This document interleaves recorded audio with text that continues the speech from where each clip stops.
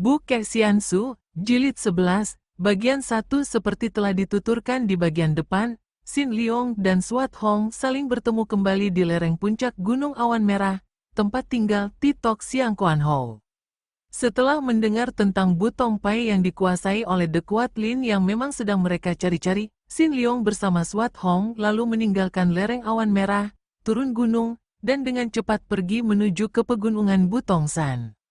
Biarpun kedua orang muda yang memiliki ilmu kepandaian tinggi ini telah menggunakan ilmu berlari cepat dan hanya mengaso apabila mereka merasa lapar dan terlalu lelah saja, namun karena jaraknya yang amat jauh, kurang lebih sebulan kemudian barulah mereka tiba di lereng pegunungan Butongsan. Di kaki gunung tadi mereka telah memperoleh petunjuk dari seorang petani di mana letak Bu Tongpai, yaitu di atas salah satu di antara puncak-puncak pegunungan Butongsan. Hati-hatilah, Sumoy, kita sudah tiba di daerah Bu Tongpai, Xin Liong berkata ketika mereka berhenti sebentar di bawah pohon untuk melepas lelah sambil menghapus keringat dari dahi dan leher. Kita hanya berurusan dengan The Kuat Lin, urusan pribadi yang sama sekali tidak ada hubungannya dengan Bu Tongpai. Kita harus menyatakan ini kepada semua orang Bu Tongpai. Kalau mereka tidak mau mengerti dan hendak membela The Kuat Lin, kita hantam mereka pula. Hati Xin Liong merasa khawatir sekali. Memang akibatnya amat berlawanan setelah bertemu dengan sumoinya ini.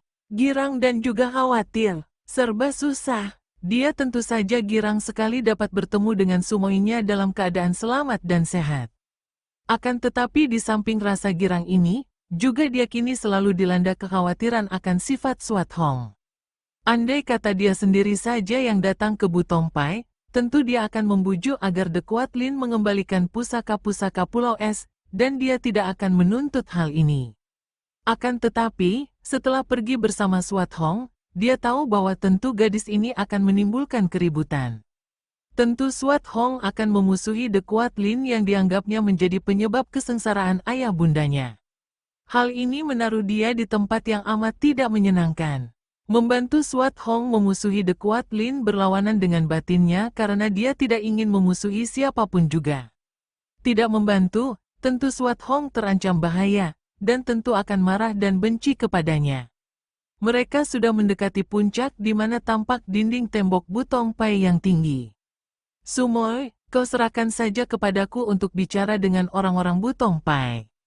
Kurasa mereka akan suka menerima alasan kita kalau mereka mendengar apa yang telah dilakukan oleh ketua baru mereka. Suat Hong mengangguk. Baiklah, terserah kepadamu, Su Heng. Akan tetapi kalau sudah tiba saatnya, kuharap engkau jangan mencegah aku membunuh iblis betina itu. Xin Liong tidak menjawab, hanya menghela napas panjang. Mari kita mendekati pintu gerbang itu. Heran sekali, mengapa sunyi amat? Bukankah kabarnya Bu Tongpai merupakan perkumpulan yang besar dan mempunyai banyak anak murid? Akan tetapi ketika mereka tiba di depan pintu gerbang yang tertutup, tiba-tiba saja pintu gerbang yang lebar itu terbuka dari dalam, terpentang lebar-lebar. Tampaklah 15 orang laki-laki tua, di antaranya beberapa orang Tosu, melangkah keluar dengan sikap tenang namun penuh wibawa, dan memandang tajam penuh selidik kepada Xin Liong dan Suat Hong. Setelah para tokoh Bu Tongpai itu keluar dan berhadapan dengan mereka, Xin Liong cepat menjura dengan hormat sambil berkata, apakah kami berhadapan dengan para Lo Qianwei dari Bu Tongpai? Dengan pandang mata curiga, belasan orang itu memandang Xin Liong. Tosu tua yang berada paling depan lalu bertepuk tangan dan berteriak, kalian keluarlah, dan jangan melakukan sesuatu sebelum diperintah. Sebagai jawaban kata-kata ini, berlompatanlah 18 orang laki-laki gagah perkasa yang tadi bersembunyi di balik pohon-pohon dan rumpun di luar pintu gerbang. Mereka lalu membuat gerakan mengepung, dan mereka siap dengan tangan di gagang pedang masing-masing. Melihat ini timbul kemarahan di hati Suat Hong. Bukan maling, mengapa dikepung? Apakah kalian hendak menantang berkelahi? Aku ingin bertemu dengan ketua Bu Tongpai. Lekas panggil dia keluar. Melihat sikap galak ini, kakek Tosu yang agaknya memimpin mereka, berkata, Siancai, kiranya Nona hendak bertemu dengan ketua Bu Tongpai. Pinto atau saya ketuanya? Tidak tahu siapakah Nona, dan ada keperluan apa hendak bertemu dengan Pinto? Swat Hong terbelalak. Ia memandang kaget dan heran. Benarkah ini? Kami tidak datang mencari Totiang. Para Tosu dan semua orang itu saling pandang. Seorang di antara mereka, seorang Tosu pula yang tinggi besar bermuka hitam, tidak setua kakek pertama, kemudian bertanya, "Kalau begitu, siapakah yang Nona cari?" "Kami mencari The Kuat Lin." Baru selesai Swat Hong berkata demikian, kakek muka hitam itu sudah berteriak keras dan menubruk maju. Tangan kirinya mencengkeram ke arah ubun-ubun kepala Swat Hong, sedangkan tangan kanannya menotok ke arah leher. Swat Hong terkejut dan marah. Serangan kakek itu benar-benar amat ganas, kejam, dan berbahaya sekali. Apalagi ketika terasa olehnya betapa dari kedua tangan yang panjang dan besar itu menyambar hawa pukulan yang menandakan bahwa kakek itu memiliki tenaga yang kuat. "Hei!" Dia melengking panjang, kedua tangannya bergerak cepat menyambut. Dukek, plakek, tangan yang mencengkeram ke arah ubun-ubunnya dapat dia tangkis dengan kuat. Sedangkan tangan yang menotok lehernya itu dielakkan dengan menundukkan kepala sedikit, kemudian jari tangannya mendahului sehingga dia berhasil menyambut serangan itu dengan totokan kepada pergelangan tangan. Pada detik berikutnya, selagi Tosu muka hitam itu menyeringai kesakitan karena tangkisan itu membuat lengannya tergetar dan totokan itu melumpuhkan lengan satunya, kaki Swat Hong sudah bergerak menendang. Des! Tubuh Tosu muka hitam itu terjengkang dan jatuh terbanting ke atas tanah dengan cukup keras. Semua orang terkejut, juga Tosu tua itu mengerutkan alisnya. Tosu muka hitam itu adalah sutenya. Tingkat kepandaiannya sudah tinggi, bagaimana dapat dirobohkan oleh nona muda itu dalam segebrakan saja? Tak salah lagi, tentu kedua orang ini adalah orang-orang sebangsa The Kuat Lin yang pernah merampas kedudukan ketua Butongpai. Demikian Tosu tua yang bukan lain adalah Kui Tek Tojin itu berpikir. Hanya orang-orang sebangsa iblis betina The Kuat Lin saja yang memiliki ilmu kepandaian seperti setan itu. Melihat Tosu muka hitam roboh, para Tosu dan tokoh Butongpai lainnya lalu serentak menyerbu, didahului oleh 18 orang murid Kui Tek Tojin yang bukan lain adalah Butong Kep Weng Hyong itu. Karena mengira bahwa Swat Hong tentulah mempunyai hubungan dengan The Kuat Lin, serta-merta mereka maju menyerbu dengan pedang di tangan. Kalian benar-benar mengajak berkelahi? Bagus, majulah semua. Hayo, jangan ada seorang pun yang tinggal. Suruh semua orang Butongpai maju mengeroyokku kalau kalian membela The Kuat Lin." Swat Hong mencabut pedangnya dan matanya memancarkan cahaya seperti hendak menyebarkan maut. Tiba-tiba Sin Liong membentak, "Tahan senjata!" Tubuhnya berkelebat dan berloncatan di antara orang-orang Butongpai, dan segera terdengar seruan-seruan kaget ketika tiba-tiba di mana saja bayangan pemuda itu berkelebat, senjata yang terpegang tangan terlepas dan berjatuhan ke atas tanah tanpa mereka ketahui sebabnya. Sin Liong sudah berhadapan dengan Kui Tek Tojin, menjura dan berkata, "Harap Totiang berlaku sabar dan maafkan Sumoy. Ketahuilah, kami berdua datang ke Butongpai ini sama sekali bukan hendak berurusan dengan Butingpai karena kami tidak pernah berurusan dengan Butongpai. Kami datang untuk mencari The Kuat Lin, untuk urusan pribadi yang sama sekali tidak ada sangkut pautnya dengan Butongpai. Harap Cui Totiang dan sekalian orang gagah Butongpai dapat mengerti ini, dan jangan secara membuta membela The Kuat Lin tanpa lebih dulu mengetahui urusannya." "Apa? Membela The Kuat Lin? Bukankah Jiwi ini sahabat-sahabat wanita iblis itu? Bicara lancang dan ngawur." Swat Hong membentak, "Aku datang untuk membunuh The Kuat Lin dan kalau kalian hendak membelanya, jelas bahwa kalian bukan manusia baik-baik dan biarlah kubunuh sekalian." Si Ancai! Kui Tek Tojin berseru dan ia tersenyum memperlihatkan mulut yang tidak bergigi lagi. "Maafkan Pinto dan semua murid Butongpai. Karena tidak tahu maka terjadi kesalahpahaman ini. Semua ini gara-gara wanita iblis yang telah merusak nama baik Butongpai dan membuat kami selalu menaruh curiga kepada siapapun. Silakan masuk, Si Chu dan Nona. Marilah bicara di dalam." Sin Liong dan Swat Hong lalu diiringkan masuk ke dalam bangunan yang menjadi pusat Butongpai itu dan dipersilakan duduk di ruangan tamu. Setelah menerima suguhan minuman, Kui Tek Tojin bertanya, bolehkah Pinto mengetahui siapa adanya Jiwi dan mengapa menanam bibit permusuhan dengan The Quatlin?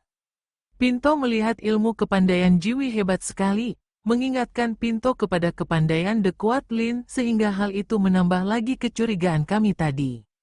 Kiranya tidaklah perlu kami memperkenalkan diri, jawab Sin Leong yang memang ingin menghindarkan diri sejauh mungkin dengan urusan Kang Ou sehingga lebih baik kalau tidak memperkenalkan diri. Akan tetapi kami berdua mempunyai urusan pribadi dengan The Quatlin, dan mendengar bahwa dia telah menjadi ketua Butong Pai, maka kami berdua menyusul ke sini. Kui Tek Tojin mengelus jenggotnya dan mengangguk-angguk. Diam-diam dia dapat menduga bahwa dua orang muda yang memiliki ilmu kepandaian luar biasa ini tentu ada hubungannya pula dengan Pulau Es. Akan tetapi dia tidak berani banyak bertanya. Kui Tek Tojin kemudian menceritakan betapa The Quatlin yang merasa bekas murid Butong Pai itu dengan kekerasan merampas kedudukan ketua dan diam-diam mengatur pemberontakan terhadap kaisar. Karena usahanya menyelundupkan muridnya ke istana gagal, dia menjadi seorang buruan pemerintah. Betapapun lihainya, iblis betina itu tidak berani menghadapi pasukan pemerintah, maka dia lalu melarikan diri bersama para pengikutnya, meninggalkan Butong Pai. Kami mengambil alih Butong Pai kembali dan belum lama ini, hampir saja kami menjadi sasaran penyerbuan pemerintah. Baiknya kami telah dapat menceritakan keadaan kami dan sekarang, mau tidak mau, untuk membuktikan bahwa Butong Pai tidak bersekutu dengan pemberontak, terpaksa kami harus membantu pemerintah. Hari ini pun Butong Kep Weng Hiong, murid-murid Pinto, terpaksa akan berangkat ke utara melakukan tugas penyelidikan terhadap pemberontakan Anlusan. Mendengar ini, Sin Leong dan Swat Hong merasa kecewa sekali. Jauh-jauh mereka menyusul ke Butong San, hanya untuk mendengar bahwa The Quatlin tidak berada lagi di tempat itu, dan sekarang telah menjadi orang buruan pemerintah. Kemana kita harus mencarinya? Swat Hong berkata kesal sambil menoleh kepada Sin Leong. Nona, untuk menebus kesalahan kami tadi, baiklah kami beritahukan bahwa kalau tidak salah dugaan kami, The Quatlin melarikan diri ke tempat kediaman Kiam Mo Chaili. Kalau Jiwi mencarinya ke sana, tentu akan setidaknya mendengar lebih jauh tentang wanita itu. Kiam Mo Chaili, siapa dia, dan di mana tempat tinggalnya? Swat Hong mendesak, dan wajahnya berseri karena timbul pengharapan lagi di dalam hatinya. Dia adalah seorang datuk kaum sesat, seorang wanita yang tinggi ilmunya dan telah bersekutu dengan The Quatlin untuk membantu pemberontak. Kiam Mo Chaili tinggal di rawa bangkai, di kaki pegunungan Luliangsan, tidak begitu jauh dari sini. Su Heng, tunggu apa lagi? Mari kita cepat pergi ke Luliangsan. Swat Hong dengan penuh semangat sudah bangkit berdiri. Sin Leong terpaksa juga bangkit berdiri, akan tetapi ketua Butong Pai itu berkata, harap Jiwi berhati-hati. Rawa bangkai merupakan daerah yang sangat berbahaya. Selain dua wanita itu amat sakti, juga Kiam Mo Chaili mempunyai banyak anak buah. Bahkan kaki tangan The Quatlin yang tadinya berada di sini sekarang pun ikut pergi bersamanya. Terima kasih atas peringatan Lo Qianwei, kata Sin Leong sambil memberi hormat, dan karena dia pun merasa amat tidak enak telah mengganggu orang-orang tua di Butong Pai ini, dia cepat mengajak sumoinya pergi dari situ. Setelah berpamit, sekali berkelebat saja dua orang muda itu lenyap. Kui Tek Tojin menghela napas dan mengelus jenggotnya, si Ancai, dua orang muda yang amat luar biasa. Pinto yakin bahwa mereka tentulah orang-orang dari Pulau Es juga. Gerakan mereka aneh seperti gerakan Quatlin, akan tetapi kalau Pulau Es telah membuat Quatlin menjadi seperti iblis, dua orang muda itu seperti dewa. Su Heng, bukankah di lereng puncak yang sana itu tempatnya? Kalau tidak salah memang di sana, Sumoy. Akan tetapi sekali ini kita melakukan pekerjaan yang amat berbahaya, maka kuharap Sumoy suka bersikap tenang dan sabar, tidak tergesa-gesa. Swat Hong mengangguk, mengeluarkan sapu tangan sutera dan menghapus keringat dari leher dan dahinya. Mukanya kemerahan, pipinya seperti buah tomat masak, matanya bersinar-sinar penuh semangat, rambutnya agak kusut, dan anak rambut di dahinya basah oleh keringat. Sin Leong memandang sumoinya dan diam-diam dia menaruh hati iba kepada sumoinya. Seorang darah muda seperti Sumoinya sudah harus mengalami hidup merantau dan sengsara seperti ini. Padahal seorang darah muda seperti Sumoinya itu sepatutnya berada di dalam rumah bersama keluarga, hidup aman tenteram dan penuh kegembiraan, bermain-main di dalam taman bunga yang indah, bersendau gurau, tertawa, bernyanyi, membaca sajak, atau jari-jari tangan yang kecil meruncing itu menggerakkan alat-alat menyulam. Tidak seperti sekarang ini, setiap saat menghadapi bahaya, selalu bermain dengan pedang dan maut. Dia menarik napas panjang. Mereka berdua duduk di bawah pohon yang tinggi besar, berteduh di dalam bayangan pohon. Hari itu amat panasnya dan mereka telah melakukan perjalanan jauh sejak pagi tadi seharian itu. Su Heng, sesuatu dalam suara darah itu membuat Xin Liong cepat menengok dan dia melihat wajah yang cantik itu menunduk. Aneh sekali, ada apa lagi gadis ini bersikap seperti orang malu? Ada apakah, Sumoy? Suat Hong mencabut sebatang rumput, mempermainkannya dengan jari-jari tangannya, kemudian dalam keadaan tidak sadar meremas rumput itu sampai hancur di tangannya. Su Heng, setelah selesai tugas kita memenuhi pesan terakhir ayah, lalu bagaimana? Tersentuh hati Xin Liong. Baru saja dia membayangkan nasib darah itu dan sekarang agaknya Suat Hong juga membayangkan masa depannya. Kalau kita sudah berhasil memenuhi pesan suhu, kita akan mengembalikan pusaka-pusaka itu ke Pulau Es. Kemudian, Suat Hong masih tetap menunduk, dan kini dia bahkan telah mencabut lagi sebatang rumput dan dimasukkan ke dalam mulutnya yang kecil, dan rumput itu digigit-gigitnya. Kemudian, aku akan membantumu mencari ibumu sampai dapat, Sumoy. Akan kita jelajahi seluruh pulau-pulau di sekitar Pulau Es, dan kalau tidak berhasil, kita akan mendarat lagi di daratan besar dan mencari sampai ketemu. Sebelum bertemu dengan ibumu, aku tidak akan berhenti mencari. Lama tiada kata-kata keluar dari mulut yang menggigit-gigit rumput itu. Akhirnya Suat Hong bertanya juga, kalau sudah bertemu dengan ibu? Kalau sudah ketemu? Xin Liong mengulang pertanyaan itu dengan heran, karena hal itu terasa aneh kalau ditanyakan. Tentu saja engkau hidup bersama ibumu. Dan kau, aku agaknya akan pergi merantau karena tidak ada apa-apa lagi yang mengikatku. Tidak ada tugas. Aku bebas seperti burung di udara, terbang kemanapun angin membawaku. Kembali suasana hening. Bahkan kini Xin Liong terpengaruh oleh pertanyaan itu dan merenung seolah sudah merasakan betapa nikmatnya bebas terbang di udara tanpa beban tugas sedikit pun. Su Heng, Mom, kalau bertemu dengan ibu engkau akan meninggalkan kami? Sudah kukatakan begitu, bukankah kau sudah aman kalau berada di samping ibumu? Bagaimana kalau kita gagal mencari ibu? Bagaimana kalau sampai tidak bertemu?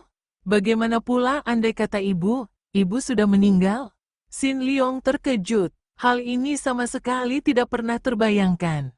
Dihadapkan dengan kemungkinan kenyataan ini dia terkejut dan bingung, sejenak tidak mampu menjawab. Dia berpikir, kemudian menjawab tanpa keraguan sedikit pun juga, kalau begitu, tentu saja aku tidak akan meninggalkanmu, Sumoy. Kita tinggal di mana? Di mana saja sesukamu. Kita berkumpul? Ya, sampai kapan? Kembali Xin Liong termangu-mangu dan tak dapat menjawab. Suat Hong berkata lagi, kalau demikian, aku jadi merepotkanmu, Su Heng. Aku merampas kebebasan yang kau idam-idamkan tadi.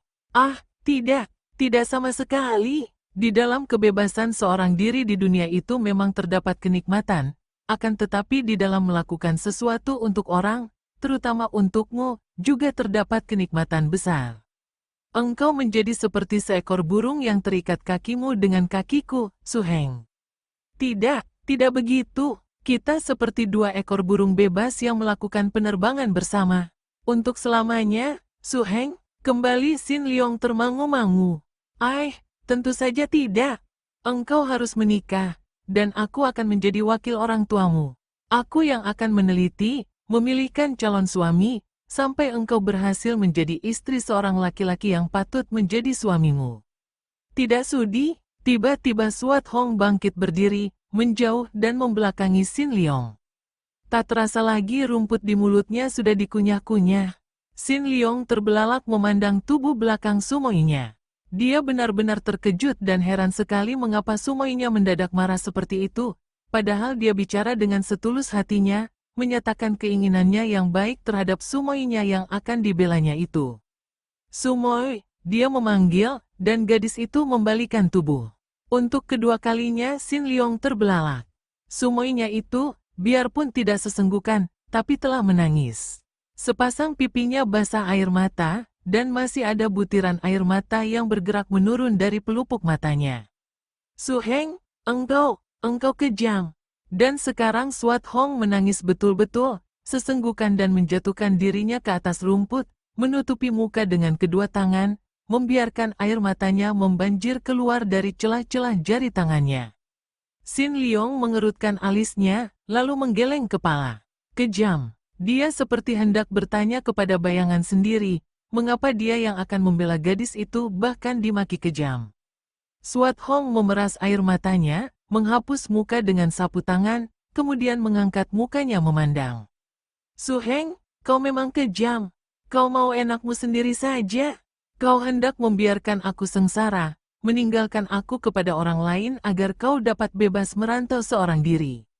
Padahal engkau pun tahu bahwa aku tidak punya siapa-siapa lagi. Aku hanya mempunyai engkau seperti engkau mempunyai aku. Akan tetapi, kau ingin sekali mencampakkan aku agar dapat bebas.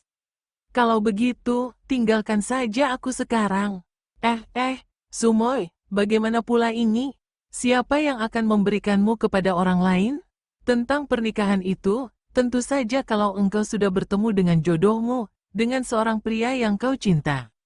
Aku berniat baik, sama sekali tidak ada keinginan hatiku untuk meninggalkanmu, sampai engkau berhasil memperoleh pilihan hatimu. Kalau engkau sudah menikah, apa kau kira aku harus menungguimu saja? Tidak, aku tidak akan menikah kalau hanya agar kau dapat bebas. Aku hanya akan menikah kalau engkau sudah menikah lebih dulu. Kini Swat Hong bicara penuh semangat, seolah-olah dia merasa penasaran. Xin Liong membelalakkan matanya memandang. Mengapa begitu? Aku selamanya tidak akan menikah, Sumoi. Swat Hong menamparkan tanah, tas, lalu memandang dengan muka merah kepada Su Hengnya, disambung kata-kata nyaring, aku pun tidak akan menikah. Wah, mana bisa? Aku seorang pria, Sumoi. Tidak menikah selamanya pun tidak apa-apa, akan tetapi engkau seorang wanita. Apa bedanya? Kalau pria bisa tidak menikah selamanya, apakah wanita tidak bisa? Pendeknya, aku tidak akan menikah sebelum engkau menikah, Su Heng.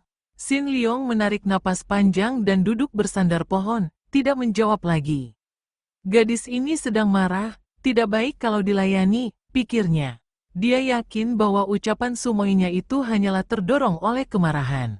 Kalau kelak Sumoinya bertemu dengan seorang pemuda yang baik dan mereka saling mencinta, tentu pendirian Sumoinya tentang pernikahan tidak seperti sekarang. Dia tidak mungkin dapat membayangkan seorang dara seperti Sumoinya, cantik jelita, keturunan raja, pandai, dan sukar dicari keduanya, sampai menjadi perawan tua atau bahkan tidak menikah sama sekali. Ngeri dia memikirkan ini, melihat sampai lama Su Hengnya hanya duduk termenung, agaknya Swat Hong mulai menyesali sikapnya. Air matanya sudah kering, sisanya dihapus dengan sapu tangan dan dia pindah duduk dekat Su Hengnya. Mereka berhadapan, akan tetapi Xin Liong pura-pura tidak memperhatikan ulah Sumoinya. Su Heng, Hemom, kau marah kepadaku? Mau tidak mau Xin Liong tersenyum dan memandang wajah itu. Pada saat seperti itu, terasa benar olehnya betapa dia amat sayang kepada Swat Hong, sayang dan kasihan. Kalau ada seorang yang marah di sini, agaknya engkaulah yang marah, Sumoi, bukan aku. Su Heng, katakanlah, mengapa engkau tidak mau menikah? Pertanyaan ini merupakan serangan tiba-tiba yang membuat Xin Liong bingung bagaimana untuk menjawabnya.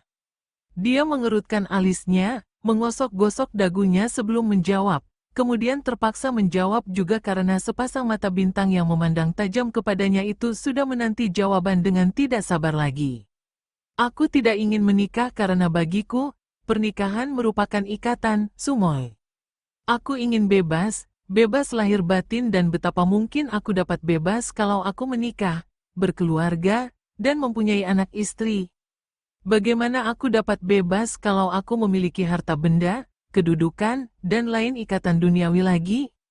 Suat Hong termangu-mangu, agaknya tertegun mendengar jawaban Su Hengnya. Sampai lama dia diam saja, kemudian tiba-tiba bertanya, Su Heng, apakah engkau ingin menjadi pertapa? Sin Liong tersenyum dan menggelengkan kepalanya. Seorang pertapa berarti mengikatkan diri dengan pertapaannya. Tidak, Sumoy, aku ingin bebas dari segala-galanya. Su Heng kita dahulu dijodohkan oleh ayah, bukan? Sin Liong terkejut. Tak disangkanya bahwa Suat Hong akan menyinggung masalah ini. Dia hanya mengangguk sambil memandang wajah Sumoynya penuh selidik. Apalagi yang akan dikemukaan Sumoynya ini? Dahulu kita sudah bicara di perahu itu dan memutuskan bahwa orang hanya dapat mengikat jodoh jika saling mencinta. Su Heng, apakah engkau tidak mencinta seorang wanita? Sin Liong cepat menggelengkan kepalanya. Aku tahu bahwa Suan Chu mencintamu, Su Heng. Apakah engkau tidak mencintanya? Dia cantik, jelita dan pandai. Tidak, Sumoy, kalau yang kau maksudkan adalah cinta birahi. Akan tetapi Su Heng menolongnya, membela dan melindunginya. Bukankah itu membuktikan bahwa Su Heng mencintainya? Memang aku mencintanya seperti aku mencinta orang lain, akan tetapi bukanlah cinta umum yang mendorong untuk menikah. Kemudian setelah menikah berusaha memiliki istrinya lahir batin sehingga timbullah siksaan batin dan kesengsaraan, pertentangan, bahkan mungkin cemburu dan kebencian. Tidak. Aku tidak mencinta Suan Chu seperti yang kau maksudkan itu. Dan bagaimana dengan Siang Kuan Hui? Dia manis sekali dan dia terang-terangan mengaku cintanya kepadamu, Su Heng. Apakah engkau tidak ingin mengambilnya sebagai istri? Sama sekali tidak. Apalagi aku mendengar bahwa dia telah bertunangan dengan orang lain. Jadi tidak ada wanita yang kau pilih untuk menjadi istrimu, Su Heng? Sin Liong menggelengkan kepala. Hatinya tidak enak membicarakan soal ini. Tidak ada darah yang kau cintai? Sin Liong menggeleng lagi. Termasuk aku. Sin Liong terkejut. Sungguh bingung dia memikirkan Sumoynya ini. Ketika dia mengangkat muka memandang, dia melihat Sumoynya juga sedang memandangnya dengan sikap aneh. Mata Sumoynya yang biasanya tajam lebar dan amat indahnya itu kini agak terpejam, seperti mata mengantuk. Sinar matanya sayu dan seperti orang mau menangis, bibirnya tersenyum tipis akan tetapi seperti orang menahan rasa nyeri. Cuping hidungnya agak kembang kempis dan jelas tampak dadanya naik turun di buru pernapasan. Sumoy, kau tahu bahwa aku cinta kepadamu. Aku mencintamu seperti seorang Sumoy, seperti seorang adik, seperti seorang sahabat dan aku rela untuk mempertaruhkan nyawa membela dan melindungimu. Aku merasa sebagai pengganti ayah bundamu. Aku akan merasa berbahagia kalau bisa melihatmu bahagia, Sumoy. Karena itu, percayalah bahwa aku tidak akan meninggalkanmu sebelum. Sudahlah, mari kita melanjutkan perjalanan, tugas kita masih belum selesai. Suat Hong sudah meloncat bangun dan berlari cepat mendaki puncak yang menjulang tinggi itu. Sumoy, perlahan dulu, hati-hatilah. Sin Liong melompat dan terpaksa harus mengerahkan ilmunya untuk menyusul Sumoynya yang lari seperti setan itu. Karena agaknya Suat Hong berlari secara ngawur saja, asal cepat dan naik ke puncak, untuk melampiaskan kemendongkolan hatinya, maka mereka tersesat jalan. Bukan menuju ke rawa bangkai yang berada di lereng timur, melainkan memasuki hutan lebat di lereng barat. Mereka tidak tahu bahwa ada banyak pasang mata mengintai ketika mereka memasuki hutan itu, dan tiba-tiba bermunculan banyak orang yang mengeluarkan bentakan-bentakan nyaring. Sin Liong dan Suat Hong berdiri tegak memandang ke sekeliling dan Suat Hong membelalakkan matanya saking herannya. Mereka berdua telah dikurung oleh puluhan orang yang tubuhnya katai, pendek sekali. Yang tertinggi di antara mereka hanyalah setinggi dada Suat Hong. Kalau saja tidak melihat muka orang-orang itu, tentu Suat Hong mengira bahwa mereka berdua dikurung oleh serombongan anak nakal. Akan tetapi wajah mereka yang penuh kumis pendek dan penuh keriput itu jelas adalah wajah orang-orang yang sudah dewasa, bahkan wajah laki-laki berusia kurang lebih 40 tahun. Karena tubuh mereka yang kerdil itu amat pendek, mereka kelihatan kuat dan kokoh. Wajah mereka keruh dan marah, mengandung kekejaman, dan di tangan mereka tampak senjata yang bermacam-macam, senjata yang aneh-aneh tidak lumrah senjata umumnya. Gerakan mereka ketika mengurung dan bergerak mengelilingi Swat Hong juga amat aneh.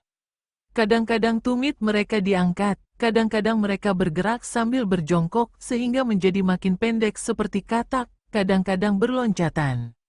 Kalian mau apa? Pergi. Swat Hong membentak dan mengirim tendangan berantai ke arah 4 orang katai terdekat. Akan tetapi betapa herannya ketika melihat 4 kali tendangannya yang beruntun itu mengenai angin kosong. Dengan gerakan yang aneh dan cekatan sekali, 4 orang kerdil itu telah mampu mengelak.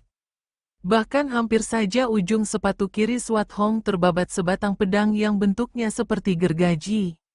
Hati-hati, Sumoy. Mereka bukanlah lawan lemah, Xin Liong berbisik, dan pemuda ini sudah menyambar sebatang kayu dahan pohon, mematahkannya dan membuat sebatang alat pemukul sebesar lengan.